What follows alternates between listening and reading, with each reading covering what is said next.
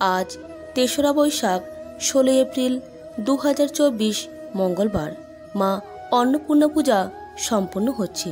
তাই আজকের দিনে অনেকে হয়তো মা অন্নপূর্ণা পূজার ব্রত রেখেছেন। বলা হয় যে ব্রত তখনই সম্পন্ন হয় যখন আপনি এই ব্রতের মাহাত্ম্য কথা শ্রবণ করেন, নয়তো এই ব্রতের পুণ্যফল লাভ করা যায় না। তাই আজকের ভিডিওতে শ্রবণ করব মা অন্নপূর্ণা পূজার মাহাত্ম্য কথা। আপনার প্রত্যেকের সঙ্গে থাকুন এবং শ্রবণ করুন। অন্নপূর্ণা আমাদের হিন্দু দেবী, তার অপর নাম অন্নদা। তিনি শক্তির এক রূপ।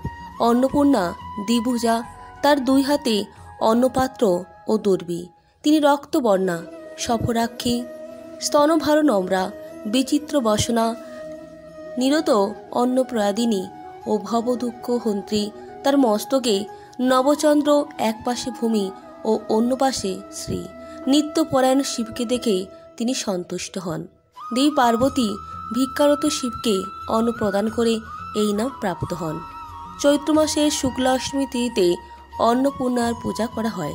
হিন্দু বিশ্বাস অনুযায়ী অন্নপূর্ণার পূজা করলে গৃহে অন্নাভাব থাকে না। ধর্মীয় বিশ্বাস অনুসারে মা অন্নপূর্ণা রূপ ধারণ করে মা পার্বতী সমস্ত জীবকে রক্ষা করেছিলেন।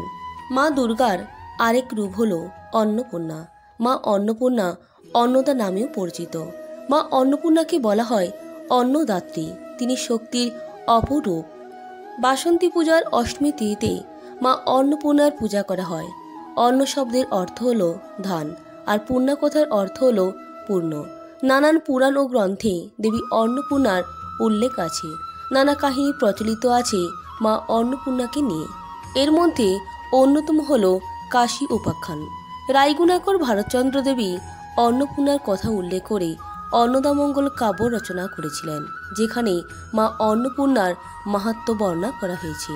এর সঙ্গে রয়েছে আরেক পৌরাণিক কাহিনী। পুরাণ মতে বিবাহের পর শিব পার্বতী সুখী দাম্পত্য জীবন কাটাচ্ছিলেন, কিন্তু আর্থিক অনটনের জেরে শুরু হয় দাম্পত্য কলহ। ভোলেনাথের সঙ্গে মায়ের মতবিরোধ হয়। মা পার্বতী কৈলাস ত্যাগ করে চলে আসেন। সেই সময় দেখা যায় মহামারী, খাদ্য কষ্ট। ভক্তরা আকুল হয়ে পড়ে, তারা দেবাদিদেবকে ডাকতে থাকে। সেই সময় ভিক্ষার ঝুলি কাঁধে তুলে নিয়েছিলেন মহাদেব, কিন্তু দেবীর মায়ায় কোথাও ভিক্ষা জোটেনি তার। তখন শোনা যায় কাশীতে এক নারী সকলকে অন্নদান করছেন। ভোলানাথ সেখানে উপস্থিত হলে ভোলেনাথের কিন্তু মাকে চিনতে একটু অসুবিধা হয় না। মহাদেব মায়ের কাছে ভিক্ষা প্রার্থনা করেন। সেই ভিক্ষা গ্রহণ করে মহামারী এবং খাদ্যভাব থেকে ভক্তকুলকে রক্ষা করেন তিনি। এরপর কাশীতে মা অন্নপূর্ণার মন্দিরের স্থাপনা করা হয়। চৈত্র মাসের শুক্লা পঞ্চমী তিথিতে সেখানে মায়ের আবির্ভাব হয়েছিল। আবার পৌরাণিক কাহিনী অনুসারে এমন একটি সময় এসেছিল যখন পৃথিবীতে খাদ্য এবং জল ফুরিয়ে যায়, চারিদিকে অভাব দেখা যায়, হইচই পড়ে যায়। সেই সময় মানুষ ব্রহ্মা, শিব এবং বিষ্ণুর পূজা করত। ভক্তদের ডাক শুনে শ্রী হরিবিষ্ণু ভগবান শিবকে তার যোগনিদ্রা থেকে জাগিয়ে পুরো ঘটনা বললেন। তখন ভগবান শিব মা পার্বতীর কাছ থেকে সন্ন্যাসী রূপে এসে ভিক্ষা চেয়েছিলেন। মা পার্বতী তখন দেবী অন্নপূর্ণা রূপে ভগবান শিবকে ভিক্ষা দিয়ে জীবকুলকে রক্ষা করেছিলেন। বন্ধুরা, আবার শোনা যায় অন্নপূর্ণা দেবীর পূজা বঙ্গদেশে সূচনা করেন মহারাজা কৃষ্ণচন্দ্র রায়ের পূর্বজ ভবানন্দ মজুমদার। দেবী অন্নদার কৃপা পেয়ে সম্রাট জাহাঙ্গীরের থেকে তিনি রাজা উপাধি লাভ করেন।